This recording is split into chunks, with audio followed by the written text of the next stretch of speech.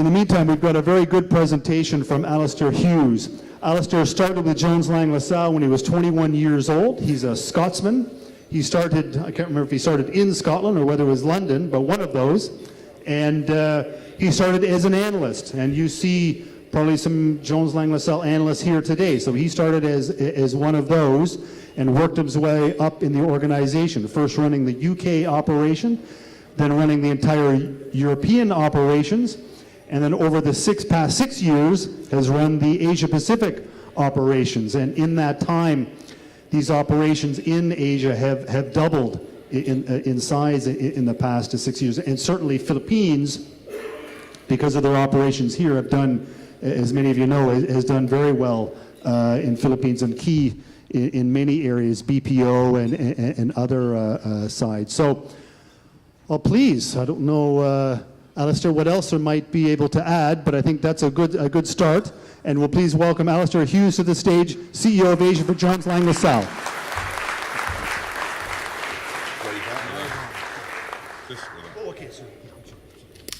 Hello. Thank you very much, Richard. Very generous introduction. And hello, everybody. I'm delighted to be back here again. I think I was here about 2 years ago and did a similar presentation then.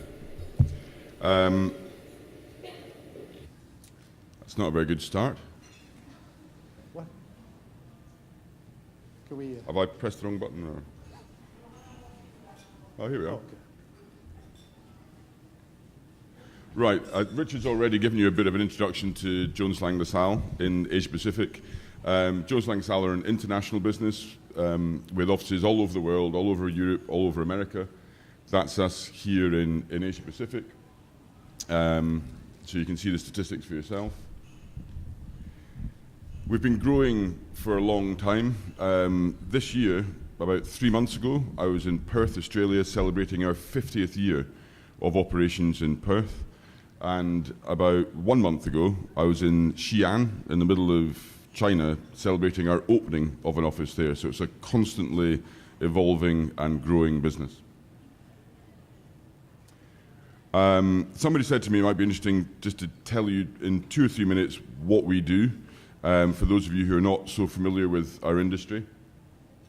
We act for developers, investors, and occupiers of real estate. And if you take the life cycle of a typical property development, we will advise a developer, if they ask, in terms of what's the most high value thing to build on a piece of land. Then we can help in the construction process. We do project management. Then, and we're very well known for it, we attract tenants to empty buildings.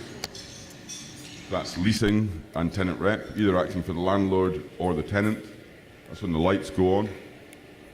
Once the building is full, we manage property for our clients all over China, all over India. This is managing property on behalf of investors, landlords.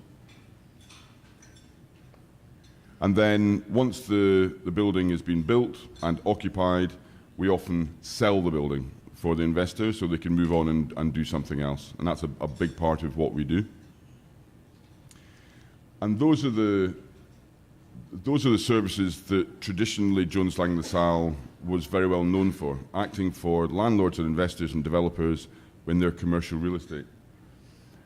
More recently, I would say over the last 8 to 10 years, a very large part of our business has been acting for international corporate companies, particularly those who are outsourcing their services. And that's become a huge industry. Banks who decide that they want to go back to banking and want to outsource all their real estate activity, come to people like us, and we take their people, and they give us a contract in return. So we end up acting for many of the occupiers of buildings. Over the last 5 years, our strategy has been to continue doing what we're doing, which is acting for international money and multinational corporates, but also to focus very heavily on domestic Asian occupiers and investors. And I think that's the reason that we've managed to double our business in the last 5 years, because the Chinese developer, the Indian developer, etc., have become a very big part of what we do. So that's companies like these ones here. Asia Pacific investors, there's been a huge surge of investment trading being done, investment properties being bought and sold across Asia Pacific. But 85% of the buyers are from within Asia. So our traditional role of bringing money from outside the region to the region, we've added on to trading within the region with Asian investors, and that's been a big part of our growth. We do selected residential. We're not big at second-hand sales, but we do new project sales, particularly if there's an international dimension to them. And we've also grown by expanding into places like second-tier China. So that's just a little bit about what we do. These are a few of our better-known clients who rely on us for advice and execution on their real estate strategy. So what I was going to cover in hopefully about 30 minutes today was some of the big trends that are going on in the real estate markets of Asia Pacific. What are the economic trends and what does that mean for real estate? Where are we right here and now? A quick glance at some of the sectors that make up real estate and a brief summary at the end. So anybody who's lived in Asia knows some of these facts. We often use these facts when we go to America or Europe just to remind people what's going on in this part of the world. There are more people living inside that circle than living outside that circle. People need property, and in the long term, there's going to be huge growth in Asia Pacific because of the demographic trends. Half of the world's fastest growing cities by absolute dollar amount are within that circle. Manila is in the top 12 globally in terms of fastest growing cities, if you look at it in terms of percentage growth.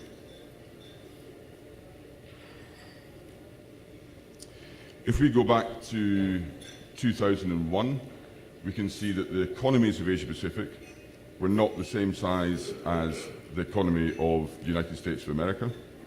Fast forward to 2013, the economies of Asia Pacific are bigger than the USA. Fast forward to 2022, and you can see that the combined economies of Asia Pacific will be almost as big as the rest of the world put together. That is in part driven by a massive move to urbanization, particularly in China, but also in other parts of Asia. Huge amounts of people moving from the countryside into the city, fueling economic growth.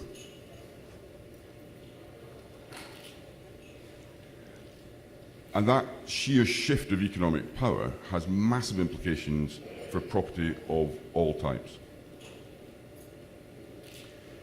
If you look at the value of commercial property in Europe, North America, and Asia Pacific, you can see that in 2011, Asia Pacific was the smallest by value compared to the other two regions. By 2021, it will be about the same. And by 2031, we believe it will be considerably bigger as the big economies of Asia mature. And it used to be 2 years ago that we would kind of stop there and say, therefore, the demographics are overwhelming, the prospects for economic growth are overwhelming, so come to Asia.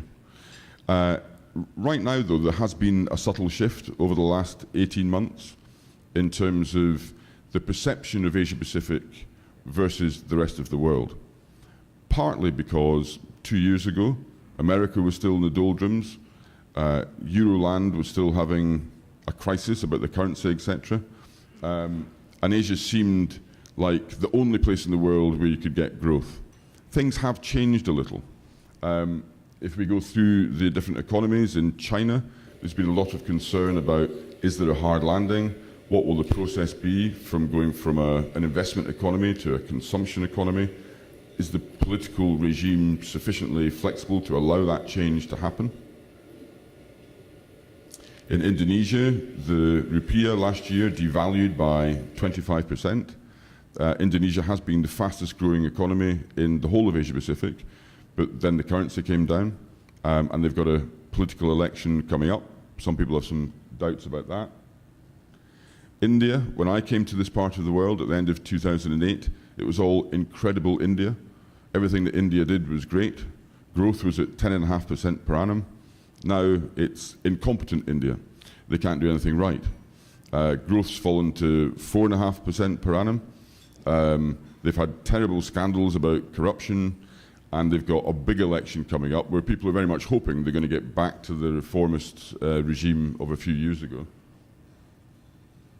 Australia, how is Australia going to cope with the end of the commodities boom? I went to Perth, as I say, a couple of months ago to celebrate our 50th anniversary. Perth is a very different feeling place now than it was 2 years ago. 2 years ago it was a mining boomtown. Now it's got one of the biggest office vacancies in their history. And Japan, we've got Abenomics. When I go to Tokyo, it feels different. People are walking more quickly, they're smiling more often, there's a lot more economic activity going on. But people don't know quite how long it's going to last. It feels a little bit like a shot of steroids into a sore back, and it's beginning to kind of wear off. Long may it last, and we're predicting economic growth there of 1.5% this year, which would be good for Japan, but it's not obvious what's going to happen next. And against those concerns, we've got the US and the Eurozone feeling much better than they did 2 years ago. And so what that means is that there's a lot of investment money that was previously coming to Asia Pacific, which now thinks it's a smarter thing to do to go to the rest of the world. In real estate, it's not a zero-sum game because there's more money coming to real estate as a whole. So at the moment, there's more money going to America, more money going to Europe, and more money coming to Asia Pacific. So although the balance has shifted slightly in terms of perception, there's basically more money coming into real estate. So there's two distinct trends that I want to kind of focus on this morning, because in my 25-year career, I don't remember these trends being quite so polarized as they are today, which is the difference in mood between the investor community, people buying and selling buildings in order to make money, and people who occupy real estate. That's people who occupy real estate to sell services or goods, people to whom real estate is a function of what they do. And there's a very distinct difference in the mood between those two camps. Real estate investors are feeling pretty good. This graph shows the amount of direct property which has been bought and sold each of the quarters going back to the first quarter of 2007. And you can see very clearly there, so that this is big office buildings and shopping centres and industrial parks being bought and sold in the market. You can see a huge amount of activity in the boom days of 2007, then a very rapid fall off to the global financial crisis, and then a gradual recovery up to today. Volumes traded in America and Europe by value are not yet to the same level as they were in 2007. Volumes traded in Asia Pacific have gone higher than they were in 2007. Where's all the money going? Where all the money is going at the moment is to the big gateway cities of the world. Cities like London, which is the biggest, New York, Washington. In this part of the world, it's big liquid markets where international money can buy decent-sized assets. So Hong Kong, Singapore, Tokyo, China, and Sydney. And within China, it's Shanghai rather than Beijing.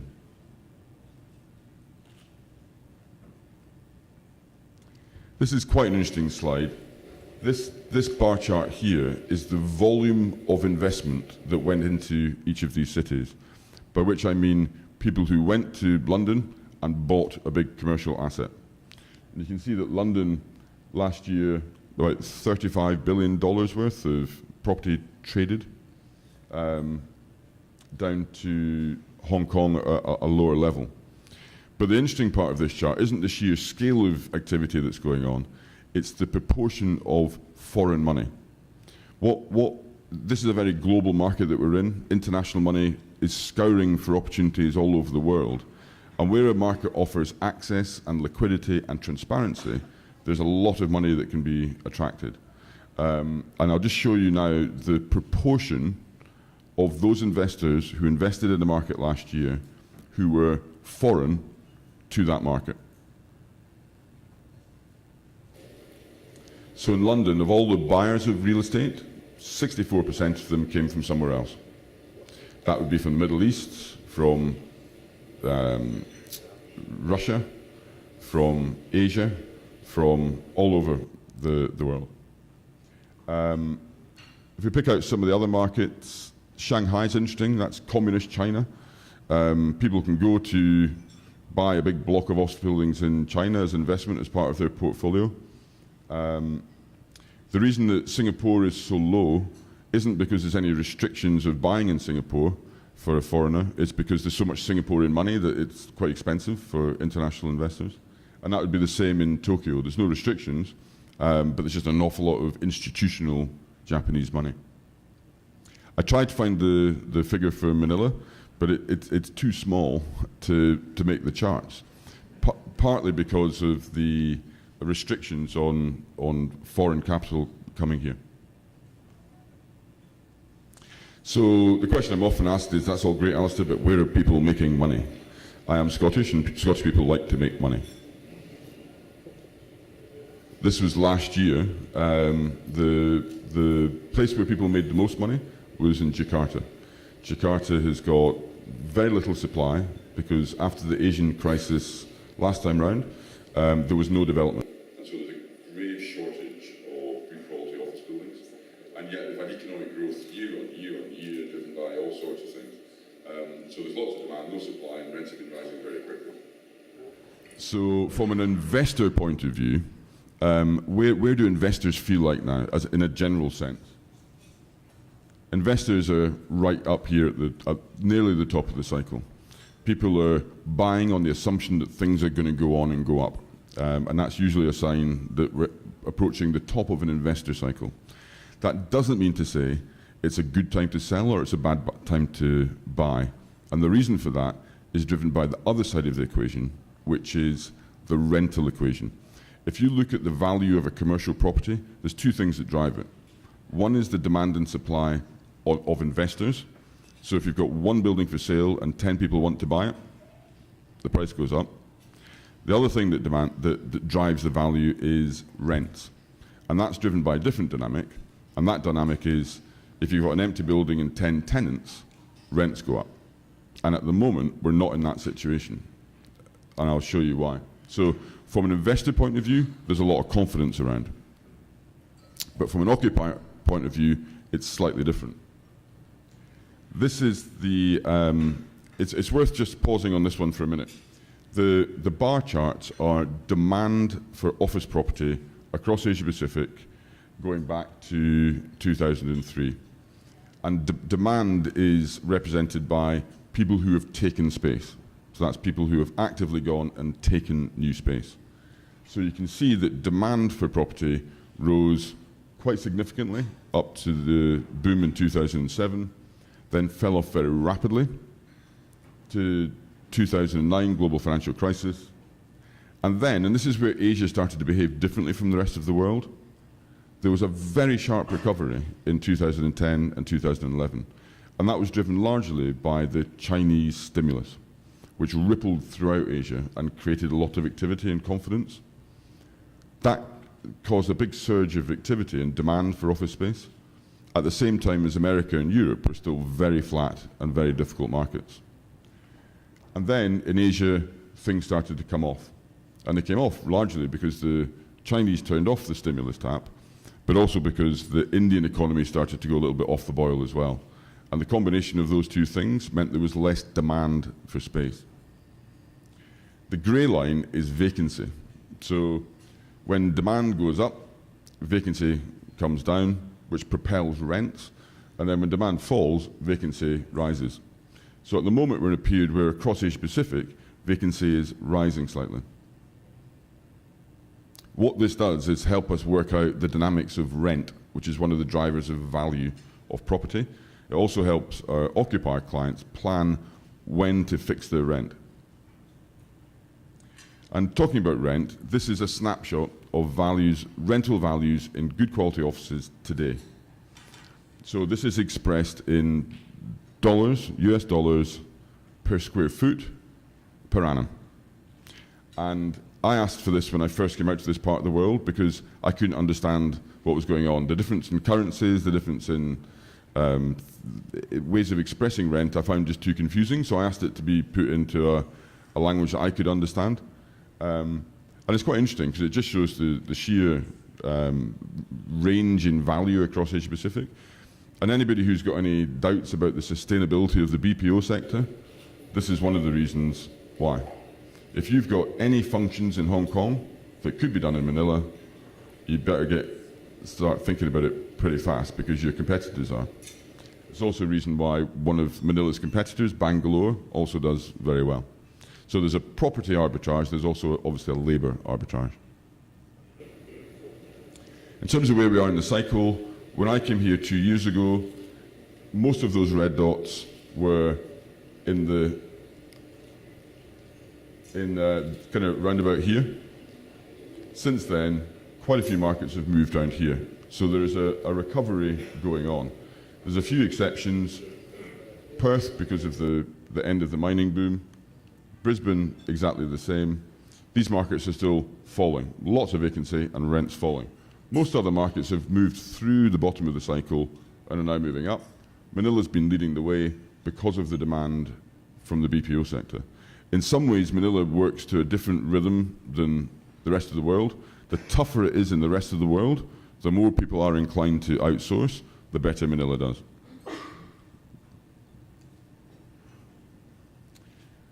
In terms of office rents, what's been going on?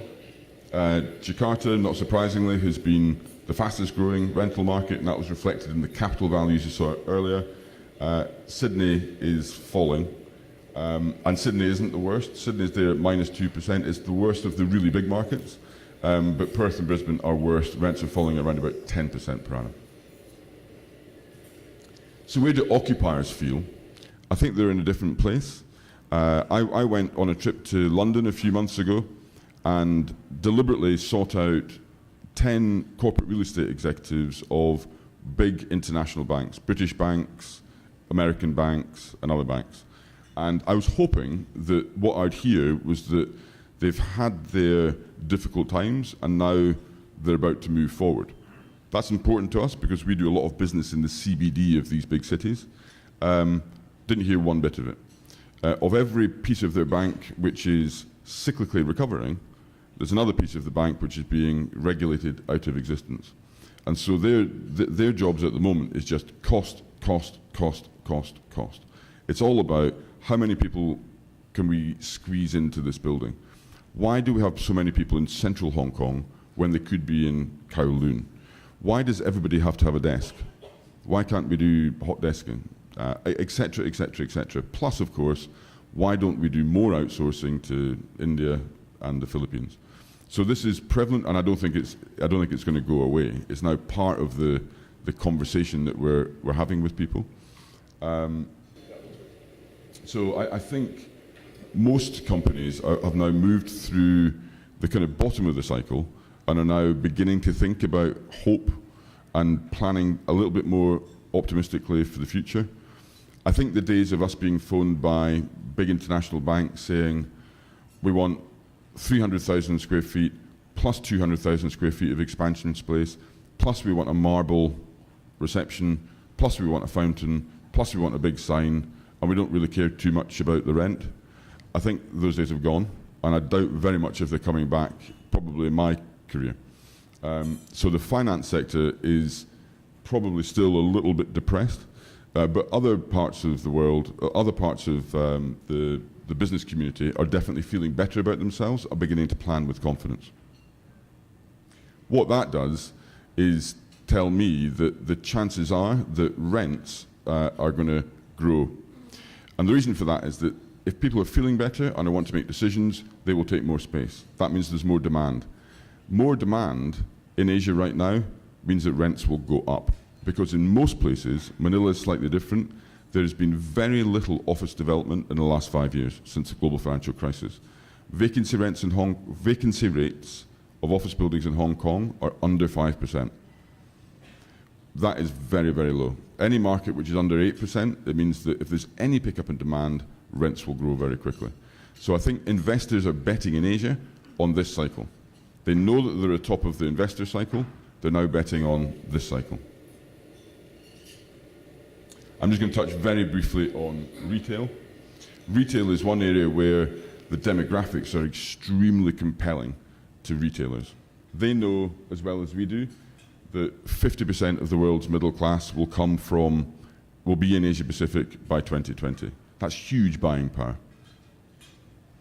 That's 2.9 billion middle class consumers by 2030. And that's why we track this very carefully, because we do a lot of work for mall owners and retailers. These are the brands by quarter that came to Asia last year. So any retailer sitting in the West is going, right, how do I get involved in the growth of Asia Pacific? Smart retailers, and this is very prevalent particularly in China, aren't particularly worried about the huge growth in online shopping. What they've done is adapt their business model so that it's a bit more flexible. They often use their high street or mall stores really as a showcase and a brand builder, so that if people go home and buy online, they'll buy their brand.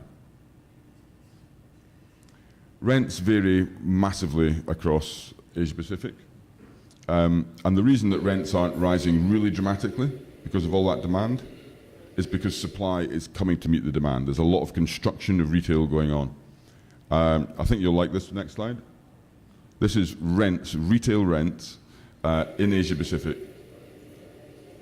And you can see that this is US dollars per square meter per annum. Sorry, there's a difference here. This is per square meter. And you can see that Manila has got a long way to go. So if you buy a mall in Manila right now, you can probably expect reasonable rental growth over time. And Hong Kong, as I understand it, is the most expensive shopping rents in the world, driven in part by an invasion of Chinese consumers buying bagfuls of handbags and jewelry and stuff. From an investment point of view, because of the demographics, there's an awful lot of international money wanting to buy shopping centres or high street shops. Last year, in terms of international money that was advised by people like us, there was $10 billion invested in retail in Asia Pacific, of which we at Jones Lang LaSalle had 50% market share. Just a quick plug for Jones Lang LaSalle. Industrial, another big sector, bigger in some markets than others. Demand is being driven by e-commerce and logistics. Supply chain management has become more and more important. Getting goods from logistics facilities to domestic consumers has become a completely new art in itself. Massive growth in China. The quality stock of logistics facilities has doubled in the last 5 years. And rental trends, you almost can't talk about trends in Asia Pacific. Every market is completely different. There really are no trends because land isn't such an issue for industrial. Residential, again, driven by some of the compelling demographics. If you've got 30 million people moving from countryside to city every year, largely in China and India, that is a huge amount of housing that is required. We've roughly calculated that it's that kind of scale of development that's going to be needed. One of the things about the residential market is that it's always a very political subject. We had some conversations with some clients yesterday about should international investors be allowed to invest into the Philippines. Immediately we started talking about what would that do to the residential sector, because that's the bit that people feel emotional about. I.e., if you're in London just now, last year there were £2 billion worth, so maybe $3 billion worth of London new apartments sold to Asian buyers. Some of those Asian buyers don't ever intend occupying them. It's a safe haven to park money in case something goes wrong in the world. From a Londoner's point of view, that means that one, you have to move further out of London because you can't afford to live where you want to live, and two, you've got the spectacle of big blocks of apartments with no lights on in the evenings because there's nobody actually living in them. Eventually that starts to irritate people, and when we talk about residential, it's It's often that is the kind of political dynamic. That plus the kind of fear of a bubble and what that does to an economy and ultimately political stability. The Chinese government, the Hong Kong government, the Singapore government were terrified of bubbles. And I think rightly so. If you look at Hong Kong, you've got a tiny little island with no spare land. You've got a population who love to trade property. And you had a situation in a booming economy where interest rates got lowered to 1.5% because of the Hong Kong peg to the US dollar. You couldn't create a situation which is more bubbly. And then you add on to that, everybody in China would love to have an apartment in Hong Kong, and there's 10 million visitors a year, some of which are looking to buy apartments. And you've got fiscal stimulus, you've got monetary stimulus, you've got an instinct to gamble, and you've got low interest rates and access to capital. You've got a situation of a powder keg. And the same in Singapore. The governments have then stepped in and went bang, and they put a lid on the pressure cooker. Within days, we were getting phone calls from people in Hong Kong saying, we want to buy car parking spaces, we want to buy shops, we want to buy floors in office buildings. The government got wind of that, and they banged the lid on that pressure cooker. Within a week, we were getting phone calls saying, we want to buy in London, we want to buy in London. So the money will find a home somewhere, but they've controlled their domestic markets in both Singapore and Hong Kong, and many of the markets in China. So the question that most private investors are asking is, are you prepared to bet against government policy? If the governments in Singapore, Hong Kong and China took the lid off, no doubt prices would go up, but there's not much sign that they're going to do that. And Manila bucks the trend in that there's a very active market here. There doesn't seem to be any government controls. Prices seem to be still, relative to these other markets, pretty low. But we can discuss the residential market in more detail later if you like. So just to summarise, what we see is that we are about 5 years into a real estate recovery. Normally in our business, the cycle is roughly 7 years. This time I don't think it will be, because the beginning was so much more dramatic than the beginnings of most cycles. So I think this one has got more to run. But we do feel that we are well into a recovery. Investors are going to remain aggressive. Investors love real estate just now, particularly commercial real estate, because they're a little bit nervous about the volatility in the stock market. They're not very happy about the very low yield from bonds. And they look at property and think, it's something you can touch and feel, and it provides an income. Occupiers are going to become more expansive. That's one thing I'm very sure about, that rents will grow because of a sense of optimism, partly in the West. But it will still be focused on productivity. As I've said a couple of times, the profligate days of 2006, 2007 are nowhere near coming back. And that's very, very good for the Philippines. This productivity has become part of the business vocabulary. There's no conversations that I'm having that doesn't have that word in it. We want to grow, but we want to grow efficiently. And that is hugely important for the BPO sector. We believe that this year there is going to be growth. We believe that Tokyo is going to grow over 10%. For all sorts of reasons I won't go into now, but partly because yields in Tokyo offices are quite high and will come down. We think Manila is going to be more like 10%, Singapore 5 to 10%, and Shanghai a more stable kind of 0 to 5%. This is capital growth. We don't think governments are going to take off the controls on residential and create another boom in residential. And unless there's some shocks, and of course, we can't predict shocks. There could be, the Ukraine situation could blow up. There could be an incident in some parts of Asia.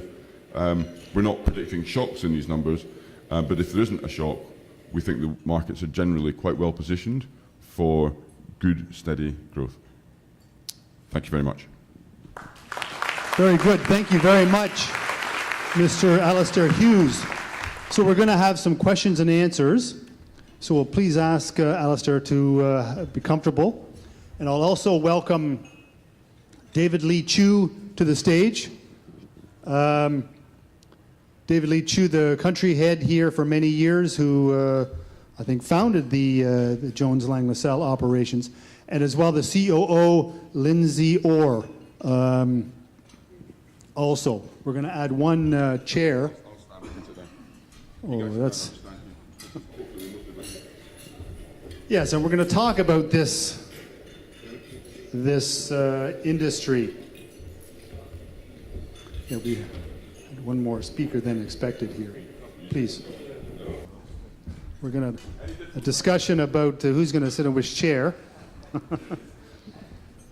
And yeah, so maybe I can start with one question about it. And I know David, in the past, as some of you remember, he has always had very good analytical information about the Philippine situation here. So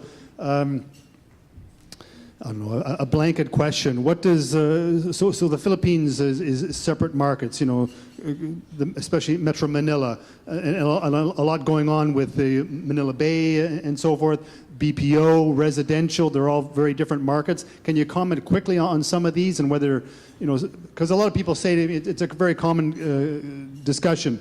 Residential condos, Richard, it's a bubble, there's no way it can last, when is it going to fall? This kind of thing. Also, the BPO side, on the commercial side, retail, another. Can you comment a bit on that for us? Thank you, Richard. So I think we're quite optimistic about the future for Philippine real estate for the next 6 years.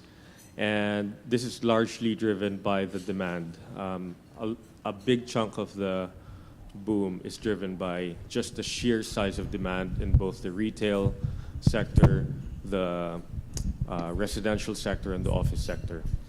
If you look at the office sector, 30% to as much as 40% of the supply in 2016 has already been leased out today. And there's a lot of office space coming online in 2016.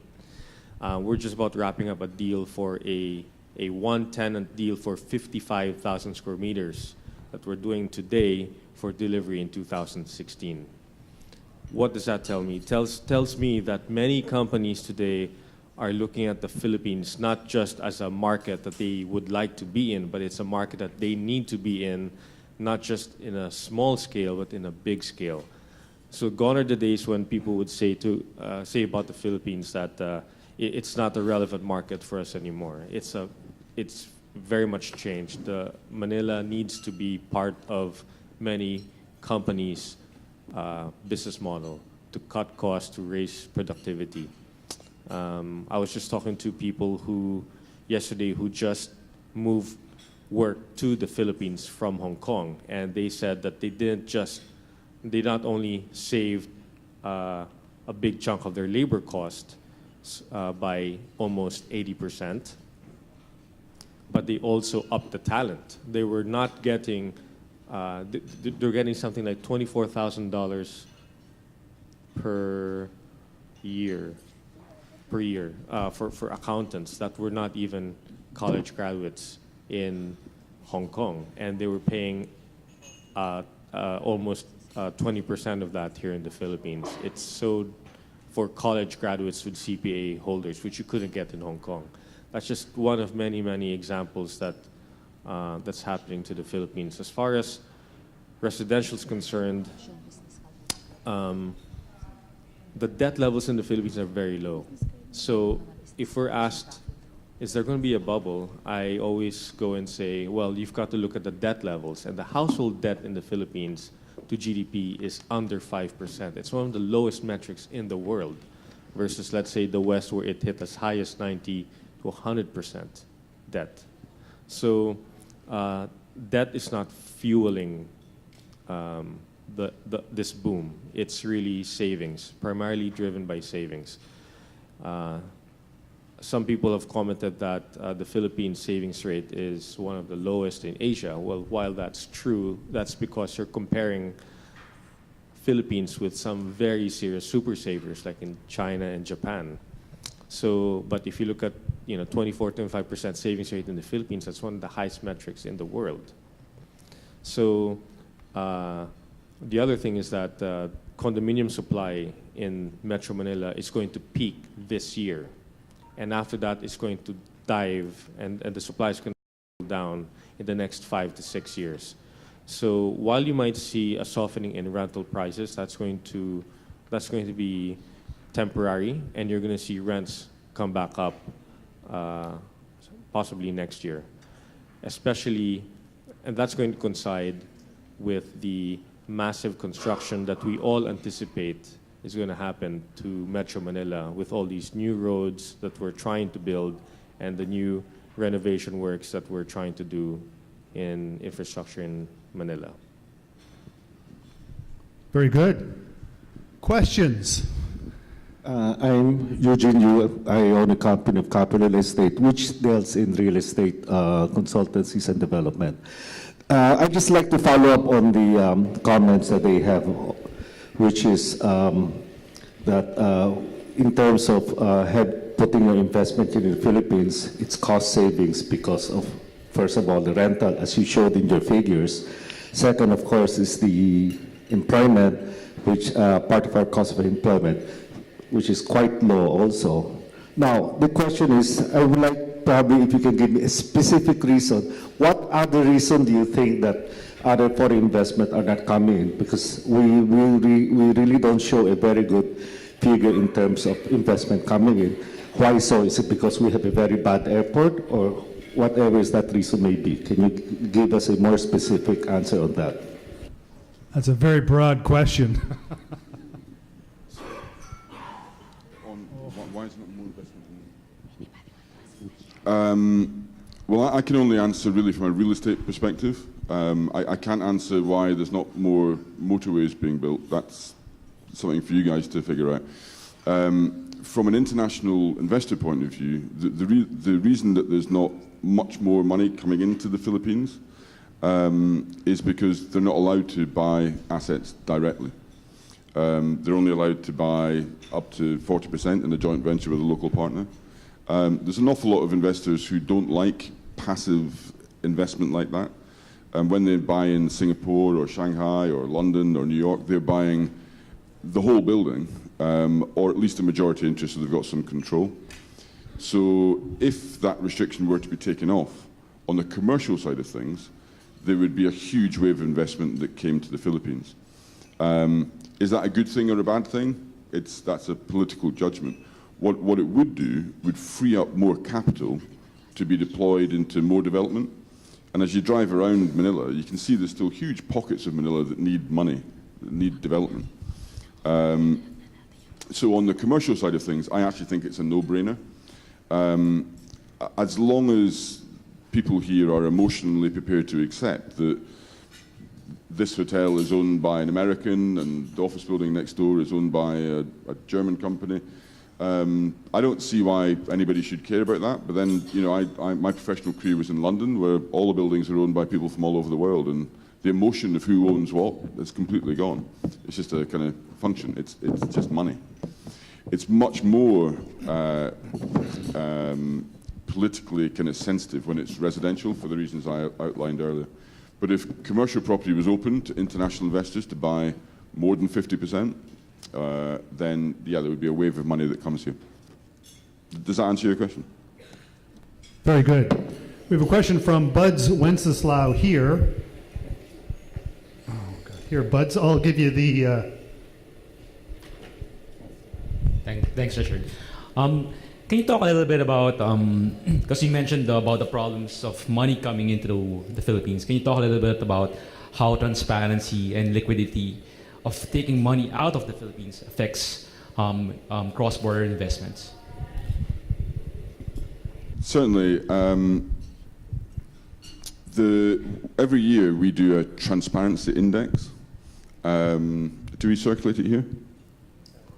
And there's a very strong correlation between the transparency of a property market and the success of an economy, which sounds a bit kind of stretching things a little bit, but there is.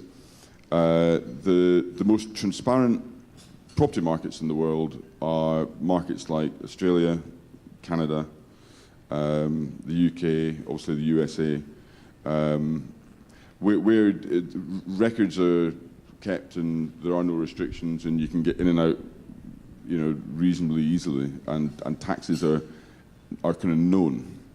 and there's not any dramatic changes, that creates very liquid property markets, which is what most people want. But even in China, which is not renowned for being a transparent sort of place, the market in Shanghai, for example, is fairly transparent. We can advise clients to exactly what they need to pay based on comparable evidence. We know that there'll be a depth of demand, investor demand for certain buildings. And we know that money can be invested and then uninvested relatively straightforwardly. So you're right, if people thought that they were buying into a market and then couldn't get out again, that would be an issue. David, do you want to add? Yeah, I think to connect the two questions, we're missing out on a lot of action in the region. For example, in the last 2 years, $240 billion traded in Asia Pacific, commercial real estate only, $240 billion in the last 2 years. How much of that went to the Philippines? Almost zero. Foreign activity, foreign investment in the Philippines is very low and to zero. And foreign direct investments across the board is sub 3% in the last 30 years. So we've got to change regulation to be able to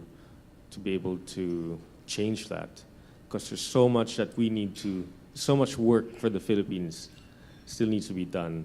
We have a long way to go. And then traditionally, Filipino wealth was generated in the Philippines and sent outside to safer havens, whether you're running away from the government or your wife or whoever, you're sending it to Singapore or Hong Kong or London or US. And that has changed dramatically since 2008 and 2009, when the GFC, global financial crisis, basically impacted the credibility of many fund managers. And so the wealth of Philippines was repatriated, and that's why you see property values soar, because for the first time in many, many, many years, and maybe 30 years, you've seen real wealth flow through the country, and it didn't leave the country. Interesting. I'm sorry, I'll just add one thing just to kind of bring it to life, because this isn't opinion, I don't think. You can actually point to factual situations. So if you look at Pudong in Shanghai, I don't know if you've ever been there, but if you stand on the banks of the river in Shanghai and look over to Pudong, which is now one of the biggest kind of iconic skylines in the world, with that famous building with a kind of, looks like a bottle opener. Mm-hmm. There's a huge CBD there. None of that existed in the 1990s. And the reason it exists is twofold. One, the government laid out development plans, and then two, they opened it up to international investors. Wham! You've built a brand new city in front of your eyes in the last 20 years. In Mumbai, in India, you're not allowed as a foreign investor to buy real estate. And Mumbai hasn't changed in the last 20 years. So if you're looking for kind of evidence of this opinion, that the attraction of international capital accelerates development, there's one. Good one, but it might take some time here. We got a question right here. Jim Donald, Reality Homes. I think everyone in this room understands that Filipinos love to buy things that are new, and I think this is borne out in the steady increases we've seen in the pre-selling market. While we've seen the resale market here in the residential side lag for quite a while, until probably the last couple of years. The disparity between the pre-selling price per square meter and the resale market isn't anything up to about 50%. Is this consistent with other countries, or are there accumulation of factors, like, for example, the illiquidity in the reselling market, the problems that we have in transferring title, which does impact the ability to obtain loan funding? Are these specific to the Philippine market? And do you see, or what changes do you see between retail, the pre-selling pricing and the reselling pricing as the the market matures? It's a great question and a great accent. Similar part of the world. I can't be specific on that. I can't just rattle off. I wish I could. You know, there's 10% here, 5% here, 15% there. I couldn't do that without a large amount of guesswork.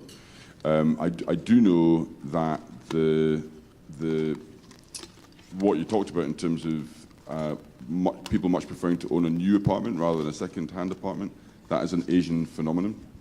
In the UK, you know, people would prefer a kind of lived-in 100-year-old apartment rather than a brand new apartment, and that's just a kind of buying style, I think, anything else. I think the reason it's difficult to analyse on it from my perspective is that there's two things that seem to go on when people are looking at buying new apartments versus old apartments. One is that natural instinct, you'd rather have a new one. And there's another bit, which is that people believe that they're getting a discount if they buy while it's still under construction. And I think trying to unravel the fact that in their minds there's a discount because it's not yet finished, but at the same time effectively they're paying a premium because it's not yet finished, i.e. it's going to be new. I think that's why I find it quite difficult to unravel and be precise about it.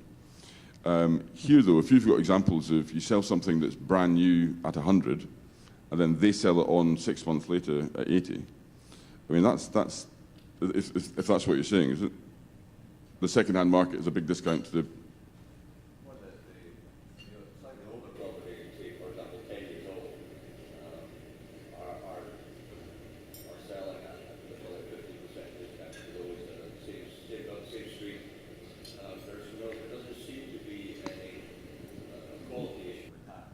You know, some of the older buildings are better managed. Some of the new buildings will be poorly managed. But that doesn't seem to be a major factor, and it will be ultimately the thing that drives the maintenance of the value in those buildings.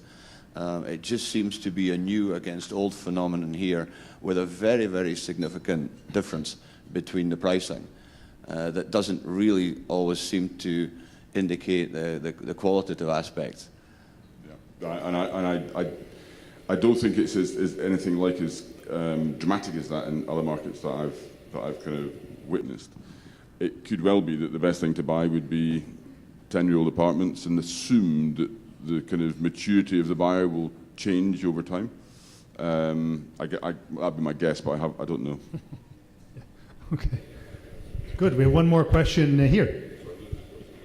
Oh, sorry, Lindsay. I think, yeah, one other thing, Jim, is the availability of finance, of course, and that is that, you know, if you're buying a new apartment, you can get easy in-house financing from the developer, and it just makes it so much more convenient. So with all these new apartments that are being built, I mean, particularly 95% of them are in the 1.5 million peso to 6 million peso category.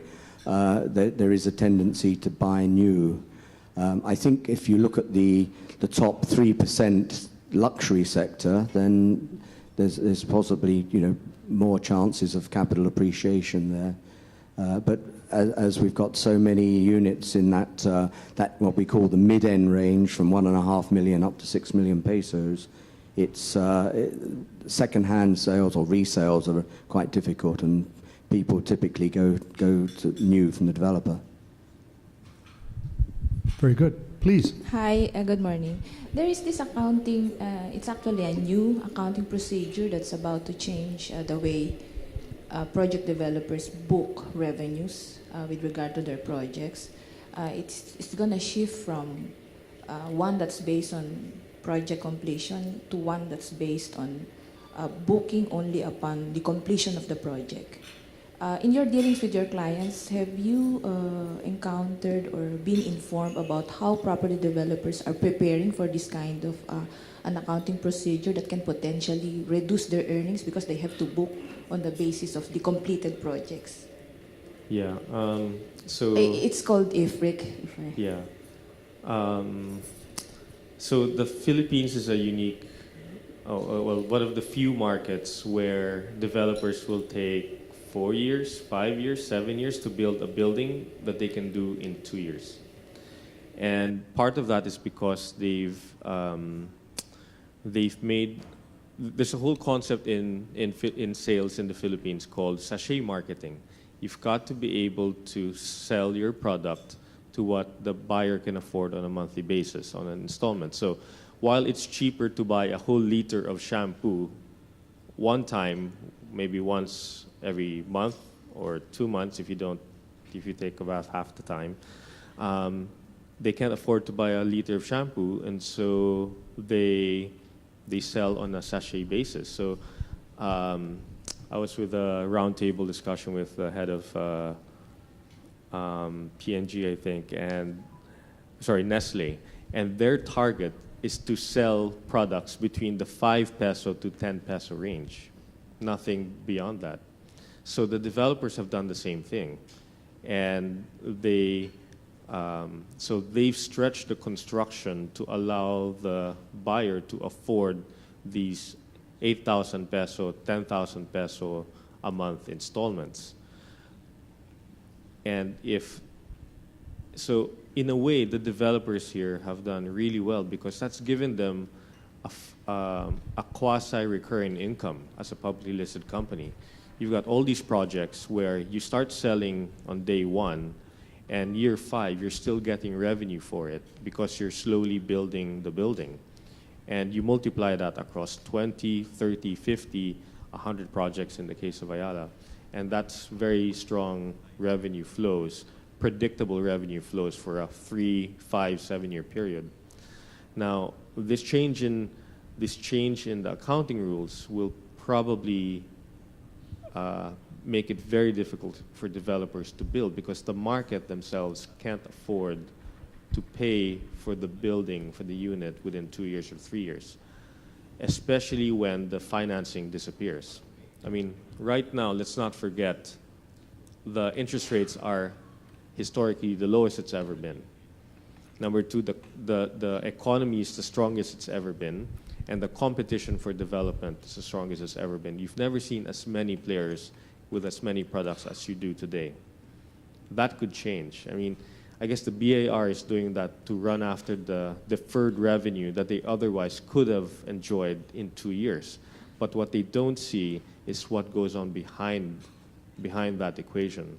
And I think that's going to make property prices, property ownership, again, prohibitive when the financing disappears.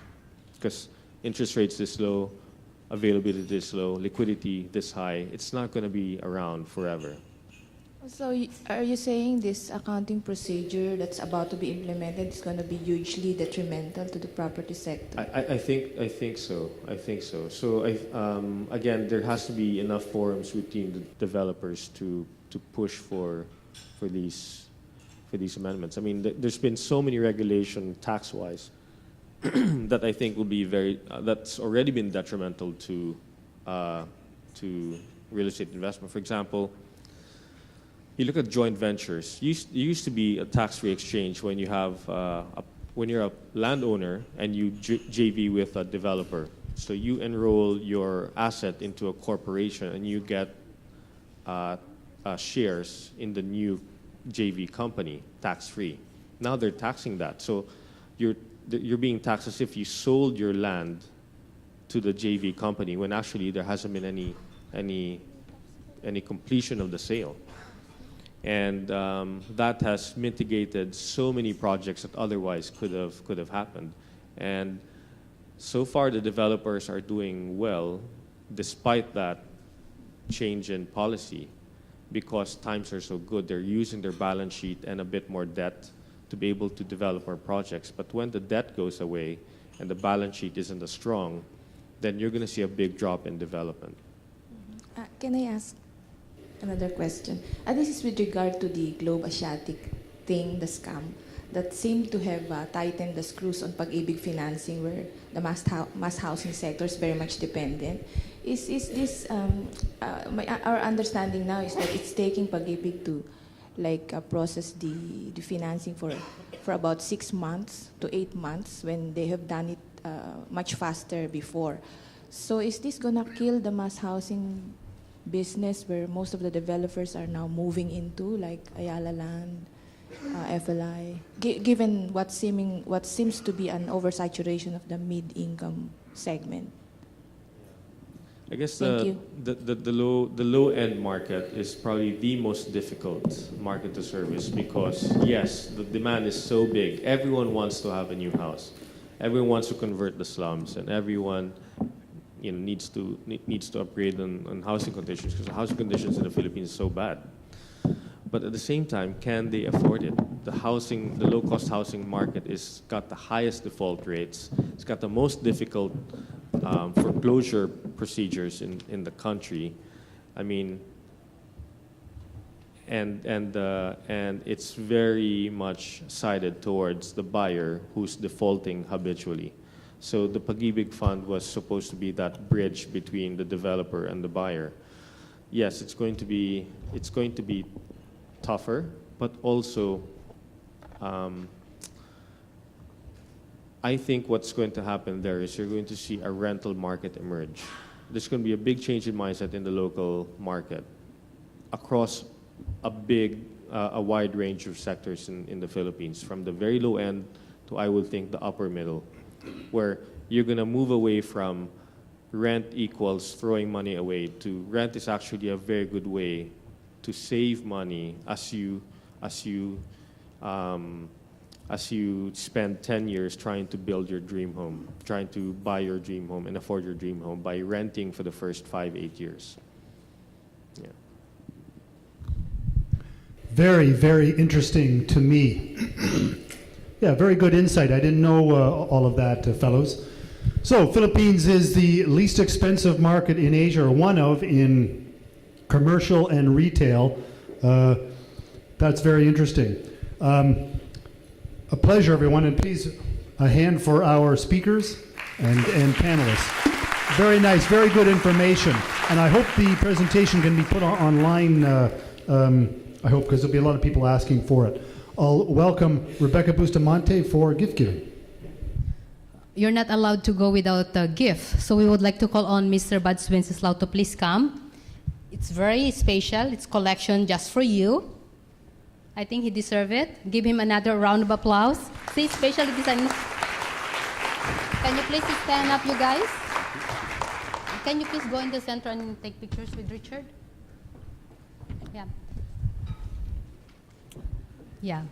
Okay, while they're taking pictures, announcement, our next HSCO forum will be on May 12, 2 to 5. The topic will be cultural differences between running an organization, foreigner and Filipino. Very good topic. Then on May 29, we'll have Real Estate Summit. Please come. It will be 9 to 5 in Dusit Hotel as well. Another round of applause to our speaker, please. Thank you very much. Thank you.